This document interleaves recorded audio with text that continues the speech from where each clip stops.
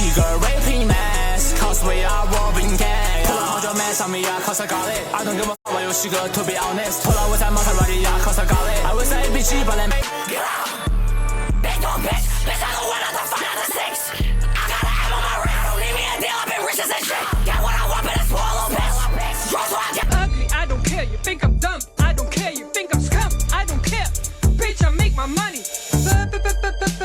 party till I die with my chin up high fuck 'em all fuck 'em back it's cold with the heat like the Todoroki quirk neither Johnny Cash let the ops hurt bitch I need head I need neck I need Kirk doing all that talking put that mouth to work bitch I need fellatio if you blazing ho and if you hating ho you could suck it dumb motherfuckers acting like Uncle Ruckus. From block parties in the Bronx to generating $16 billion annually, a lot has changed when it comes to where hip-hop started versus where it's at today. Especially when it comes to the way the Black community is perceived worldwide and how young generations view themselves. If we take a look at the past, hip-hop has always had somewhat of a fun, simplified side to it. They weren't trying to be super lyrical, but the music was perfect for that era. It was fun, catchy, and made for parties. So we're talking Vanilla Ice, MC Hammer, Kid and Play, Biz Markie, and even Marky Mark. Yeah, even Mark Wahlberg had a few bars. There's countless other MCs that dipped in and out this category in the early stages of rap music, and we can spend hours naming them off. Will Smith, Heavy D, Salt and Pepper, Tribe Called Quest, LL Cool J, Run DMC, De La Soul, PM Dawn, Beastie Boys, KMD. This era made rap music feel harmless and exciting to non-Black listeners, which mattered for how the culture and by extension, the Black community was perceived. This thing that started in the Bronx thanks to DJ Kool Herc, along with the two other grandfathers of hip-hop, Grandmaster Flash and Africa Bambaataa, was a way for Black communities in New York to come together and dance and creatively express themselves about life as they saw it. It was something for the young generation of that time, having funk songs they may have heard around the house that their parents were playing flipped into something new and refreshing that captured how young adults were feeling at that time. It wasn't just entertainment. It was a way to process whatever they were seeing at home, whether it be poverty, police brutality, or neglect, and flip it into something positive. There wasn't a giant machine around it shoving it down your throat, and the messaging was pretty positive and upbeat.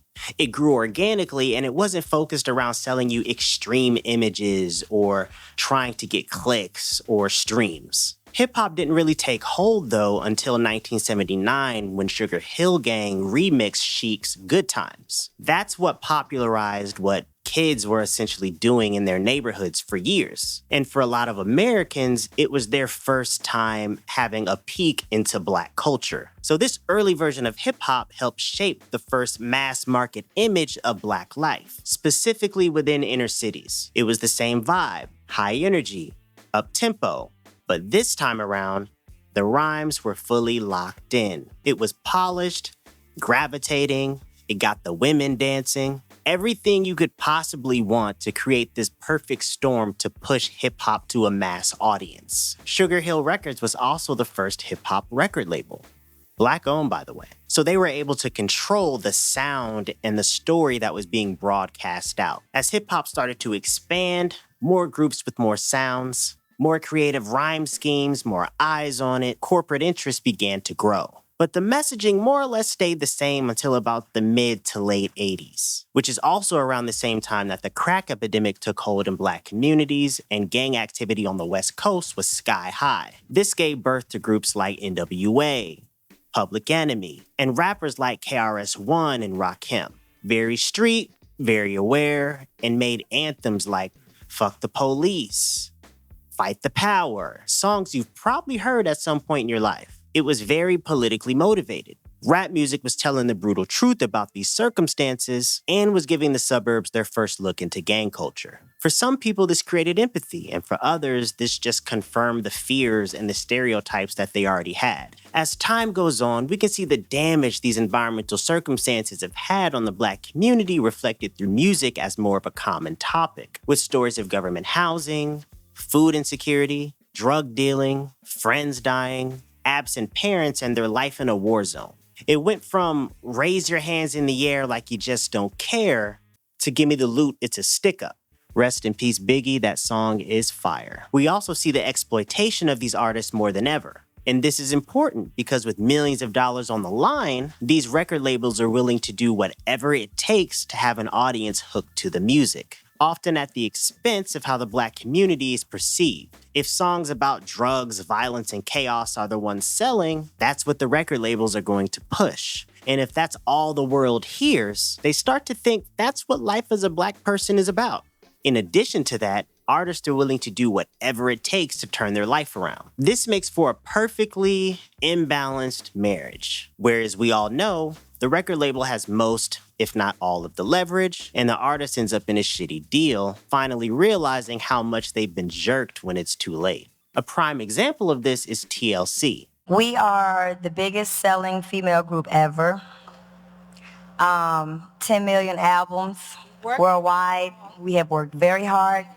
We have been in this business for 5 years. And we are broke as broke can be. And this pattern repeats itself with tons of rappers signing 360 deals and not getting their masters, etc., etc. At this point in the 90s, the tone of the music began to change. The sound was G-funk and gangster rap. The music was more expressive, but violence was more present. Drug use was referenced more. Women started to wear less. But for every artist that had nothing to say, you had one that did. Even if some of them did have those same themes within their own music. There was balance in the universe. For every song that glorified street life, you had an artist giving you social commentary, spirituality, storytelling, and love songs. Hip-hop and the African-American story, in my opinion, was still something to be taken seriously. If you really want to understand how complex hip-hop and Black life is, Tupac is the perfect example. He could give you Brenda Had a Baby, which is about a teenage mother struggling, and then the next week give you Hit 'Em Up. Two sides of the same person. And of course, there's waves with everything, with hip-hop being more dance-focused in the early 2000s again, where you had crunk music, Soulja Boy, the Stanky Leg, the Rockaway, and jerking. And even when the focus moved back to dancing, there was still a mix of everything. You had party songs, street songs, and conscious songs. Young listeners had an entire universe of mainstream hip-hop to listen to, not just one extreme or the other. In the 2010s, we had another wave of conscious, introspective hip-hop go mainstream again, which gave a lot of young Black fans role models, for lack of a better phrase, who talked about generational trauma, financial literacy, therapy, etc. Then we hit the SoundCloud era, that faded away, and we've kind of been in limbo ever since. But now we've transitioned into something different. I'm riding with the gang. I be riding with them AKs. Side buzzing, boy, they hop out, buses rain. All my niggas pull up on this block and let it rain.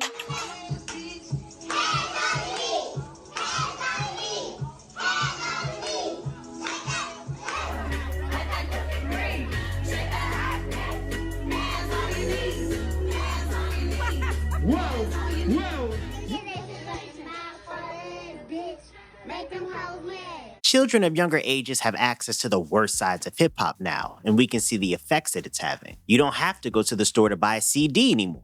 You don't even need money, and you don't have to wait for the radio to play your favorite song anymore. It's all readily available at the unmonitored fingertips of our youth if they have social media and a phone. And kids are sponges. And the more they take in some of these negative themes that are in the music, the more we get outcomes that don't make sense, but make sense all at the same time. And this stuff is posted for the world to see on social media, which attracts negative attention and finger-pointing from those who aren't in the Black community, effectively turning us and hip-hop into a meme. And what's even more fucked up about this is we'll take a kid like Lil RT and just parade him around on the internet for our own personal gain. You know who got here? This ugly nigga and Lil RT. You see what I'm saying? Hey, you like my shirt, babe? It turn you on? Okay. Oh, shit. Now, a lot of this does fall on the parenting as well, so these types of situations are very complicated. And I don't want to paint Lil RT out to be a villain, because at the end of the day, the adults record it, upload it, and repost it. But things like this do have an effect on how the world views the Black community. And this is an extension of what we know as hip-hop today. And I say that because we wouldn't even know Lil RT if he wasn't popular and viral for the subject matter in his music. Sexy Red and other artists similar to her are also responsible for how far the line is being pushed in hip-hop today as well. If it's not rapping about her booty hole being brown, it's dropping a tape of her actually going to Pound Town. And if that's not enough for you, she's selling gonorrhea shade lip gloss. Drill music has also been a catalyst for the deaths of so many artists in Chicago, and we can even see how we're viewed when some artists from outside the culture try to make rap music. I'm sick of niggas being broken down bad on their ass. You is not my aunt. If you can't even up a band, the only reason you got cash is cause that dumbass will last, bitch. Ever since I lost dream, I've been trying to fuck it up. And yeah, I'm talking about spinning, hopping out them Chevy trucks. My little niggas shoot shit for fun. They got them switchies tuck. I'm talking fully ARPs. Take the edge off. Yes. My throat hurt, need a cough drop. Y'all hoes never been to Saint Laurent. The fuck? My toes hurt, I'm in Belmorant. Twin Glock on the Claremont. Twin Glock on the Claremont. This is what they think hip-hop is. You're free to express yourself however you like in hip-hop, but there is a such thing as respecting the craft and respecting the culture. To me, this looks like trying to copy what you've heard and seen on TV. I could be wrong, but that's what it looks like. It's beautiful that hip-hop has spread so far throughout the world, but it sucks knowing that some of these groups of people don't actually fuck with the Black community as a whole. But we are not opening that can of worms right now. There are some non-Black artists that actually show love and study the culture, but that's not what I'm talking about here. I'm talking about the ones who try and put on hip-hop like a costume and have no respect for where it came from.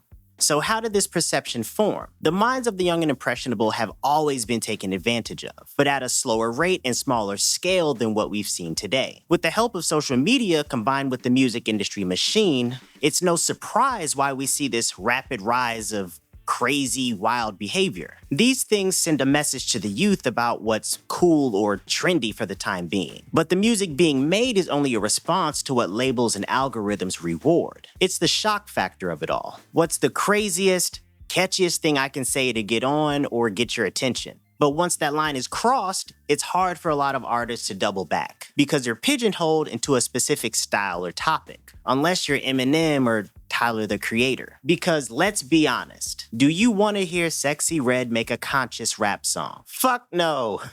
The algorithm and the labels are not going to reward that. They want virality. Not to mention some rappers greatly over-exaggerate the lifestyle that they live. For example, Future. I remember I had a conversation with Future one time in the studio, and he said something that I will never forget. And he laughed while he said it. He was like, yeah, you know, people be thinking I do so many, like people be thinking I'm really doing a lot of drugs because I rap about it all the time. But they don't even be knowing I'm a lightweight. The reason why these themes are in his music is because he knows it's going to sell. But for someone who's created this parasocial relationship with him, they want to sip lean, pop pills, chase women, all of the things. His songs are pretty much movies, and some people refuse to separate reality from fiction. But again, he knows it's going to sell. He knows it's going to receive a lot of support from the label. The streams will be high, bottles will be popped, and ass will shake. So when we ask, what is hip-hop doing to our kids, we also have to ask, what is the industry feeding our kids and why? And the why can get a little bit conspiracy theory-ish. For example, some people argue that hip-hop is being used as a method of control. If they keep showing negative images of Black people, it makes it easier and almost acceptable to keep them oppressed. It even makes us hate ourselves. It destabilizes marginalized communities, divides, distracts, etc. There's also talk about overlapping interests between media companies and private prisons. And Ice Cube has also spoken out about this, saying that the music industry may indirectly benefit from the increased incarceration of Black people through the content it promotes. Or it's being used as a way to normalize violence and profit off of stereotypes. There's even a ton of religious and spiritual theories that I just won't get into because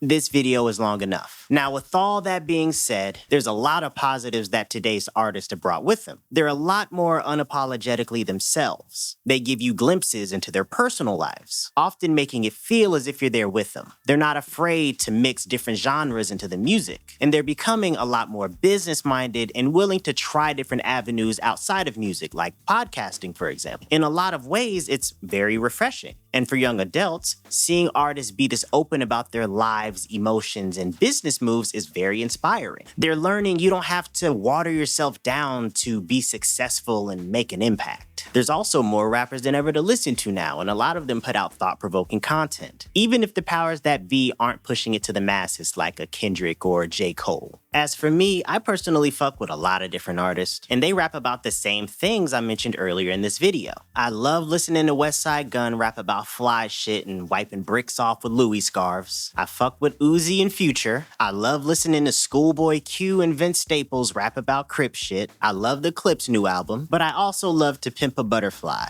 My Beautiful Twisted Dark Fantasy, Lupe Fiasco, Childish Gambino, Isaiah Rashad, and MF Doom. It is what it is. I love the art of rap, and I love hip-hop as a culture all the way down to the 4 core elements. I just think it's important to have real conversations about what's being fed to us as a community and what's being fed to the world about our community, especially now with social tensions being high and hip-hop being absent from the top 40 of the Billboard 100. And if you haven't caught on yet, the title of this video was inspired by Nas. Do I think hip-hop is actually dead? Nah. But it's yet again a shift in the culture from what we once knew. Thanks for watching.